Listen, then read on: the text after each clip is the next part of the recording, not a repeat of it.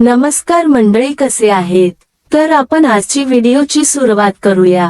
मनसे अध्यक्ष राज ठाकरे यांनी पुन्हा एकदा मुख्यमंत्री देवेंद्र फडणवीस यांच्यावर धारदार टीका केली।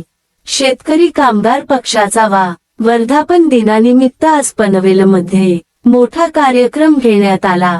त्यात राज ठाकरे यांनी झंझावती भाषण केले। लाल बावटा आणि भगवा एकत्र आले असे सांगतानाच त्यांनी महाराष्ट्राच्या स्वाभिमानाचा सूर आळवला। त्यांनी यावेळी मुख्यमंत्री देवेंद्र फडणवीस यांच्यावर तोफ डागली। यावेळी राज ठाकरे यांनी हिंदीच्या मुद्द्यावरून पुन्हा भात्यातील बाण ओढला। त्यांनी मुख्यमंत्री देवेंद्र फडणवीस यांच्यावर टीका केली। पूर्णविराम, राज्यकर्त्यांचं लक्ष नसेल तर तो प्रदेश बर्बाद व्हायला वेळ लागत नाही। सध्याचे राज्यकर्ते माहीतच आहे, असा टोला त्यांनी लगावला।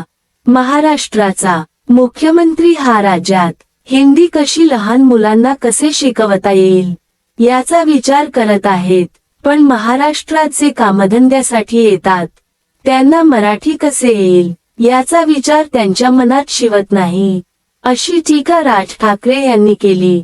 यावेळी त्यांनी इतर राज्यांचे चपखल उदाहरण देत तिथे हिंदीची काय स्थिती आहे यावर भाष्य केले। माझ्याकडे भुसे आले होते, पूर्णविराम, हिंदीच्या प्रश्नावर बोलायला। मी म्हटलं गुजरातमध्ये आहे का हो? पंतप्रधान आणि गृहमंत्री दोघेही गुजरातचे आहे। अमित शाह बोलले की मी हिंदी भाषिक नाही, मी गुजराती आहे। देशाचा गृहमंत्री ठणकावून सांगतो की मी हिंदी भाषिक नाही, गुजराती आहे। मोदी पंतप्रधान झाल्यावर अनेक प्रकल्प गुजरातला गेले। डायमंड प्रकल्प गेला। प्रत्येक व्यक्तीला राज्याबद्दल प्रेम असतं। आम्ही बोलल्यावर संकुचित कसे होतो? मी जेव्हा म्हटलं गुजरातला आहे का हिंदी, म्हणाले नाही। म्हटलं मग महाराष्ट्रात का आणता?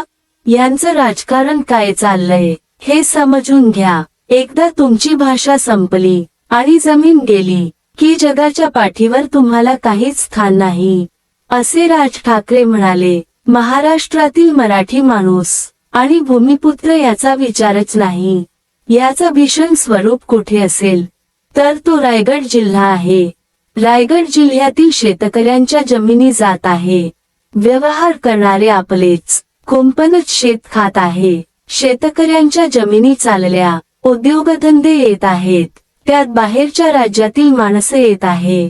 याकडे त्यांनी लक्ष वेधले, तर आज हा विषय संपतोय। व्हिडिओला पाहिल्या तुमचा धन्यवाद। व्हिडिओ जर आवडला असेल तर एक लाईक अवश्य करा। धन्यवाद।